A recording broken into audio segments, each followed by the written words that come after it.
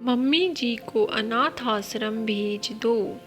नवीन को पढ़ाई करने के लिए उसके मम्मी पापा ने विदेश भेजा था।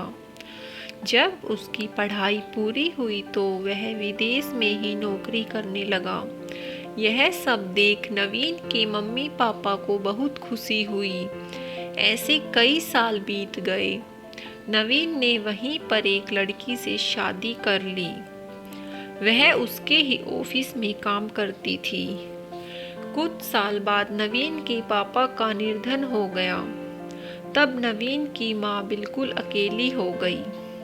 अब नवीन की माँ भी बूढ़ी हो चुकी थी। वह बीमार रहने लगी। तो उसने सोचा क्यों ना बेटी बहू के पास रहने चली जाऊं। उसने नवीन को फोन किया और अपनी तबीयत के बारे में बताया। तो नवीन अपनी मम्मी को अपने पास ले आया। जब उसकी मम्मी उसके साथ विदेश आई तो उसे थोड़ा अच्छा लगा। उसने सोचा मेरा बेटा और बहू तो बहुत अच्छे हैं। नवीन की माँ को आए अभी एक सप्ताह ही हुआ था। तभी एक दिन नवीन की पत्नी ने नवीन से कहा, देखो मम्मी की तबीयत ठीक नहीं रहती, इसलिए मैं उन्हें अकेला घर पर छोड़कर नौकरी करने भी नहीं जा सकती। क्यों ना हम मम्मी को किसी हॉस्पिटल या अनाथ आश्रम में छोड़ आएं। नवीन ने कहा, मैं एक बार माँ से कुछ पेपर साइन करवा लूँ। हम कुछ दिन बाद इस बारे में सोचेंगे। नवीन और उसकी पत्नी की सारी बातें नवीन की माँ ने सुन ली।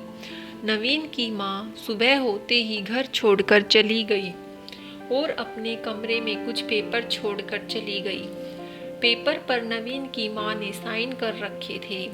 पेपर गांव के घर के थे जो उसकी माँ के नाम था। वह अपना सब कुछ अपने बेटे के नाम कर गई और उन पेपर के पास रखी पर्ची पर लिखा था कि बेटा मैं तो तुम्हें एक सप्ताह में ही बोझ लगने लगी। मैंने तो तुम्हें अपने पास 20 वर्ष तक रखा, फिर भी तुम मुझे कभी बोझ नहीं लगे। और उस पर्ची में उसकी माँ जिस अनाथ आश्रम में गई थी वहाँ का पता भी था। उसमें लिखा था, जब कभी मन करे तो अपनी बूढ़ी माँ से कभी मिलने आ जाना, मुझे बहुत अच्छा लगेगा अपने बेटे को देखकर। यह सब पढ़ नवीन की आंखों में आंसू आ गए।